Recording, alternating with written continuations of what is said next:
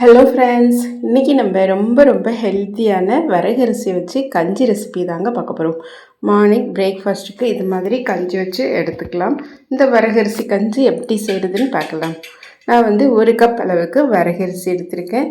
இது கூடவே 1/4 கப் அளவுக்கு பாசிப்பருப்பு ரெண்டுத்தையும் வாஷ் பண்ணிவிட்டு ஒரு 1/4 மணி நேரம் ஊற வச்சுட்டு எடுத்துக்கோங்க. இதை குக்கரில் சேர்த்துக்கலாம். குக்கரில் சேர்த்துட்டு நான் 1 கப்புக்கு 3 கப் அளவுக்கு தண்ணி சேர்த்துருக்கேன். தண்ணி சேர்த்துட்டு இது நல்லா கொதி வரட்டும்.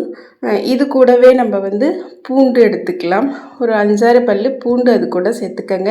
அது கூடவே கொஞ்சம் வெந்தயம், ஒரு 1/4 டீஸ்பூன் அளவுக்கு வெந்தயம், இந்த கஞ்சிக்கு தேவையான அளவு உப்பு அது கூட சேர்த்துக்கலாம். சேர்த்துட்டு கஞ்சி ஒரு கொதி வரட்டும். கொதி வந்ததுக்கு அப்புறம் குக்கரை மூடி போட்டு மூடிடுங்க. இதுக்கு தேங்காய் அரைச்சி எடுத்துக்கலாம். இப்போது நமக்கு நல்லா வெந்து ரெடியாக இருக்குது.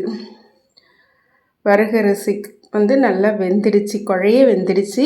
இது கூட நான் மறுபடியும் ஒரு 2 கிளாஸ் அளவுக்கு தண்ணி சேர்த்து இதை நல்லா தண்ணியாக கரைச்சி எடுத்திருக்கேன். அடுப்பை ஆன் பண்ணிவிட்டு இது ஒரு கொதி வரட்டும். கொதி வந்ததுக்கப்புறம் நம்ம அரைச்சி வச்சுருக்கிற தேங்காய் விழுதை இது கூட சேர்த்துக்கலாம். சேர்த்துட்டு நம்ம உடனே அடுப்பை ஆஃப் பண்ணிடலாம். தேங்காய் சேர்த்துட்டு கொதிக்க விட வேண்டாம். இப்போ நான் அடுப்பை ஆஃப் பண்ணிட்டேன். இப்போ நமக்கு ரொம்ப ஹெல்த்தியான வரகரிசி கஞ்சி ரெடி ஆயிடுச்சு.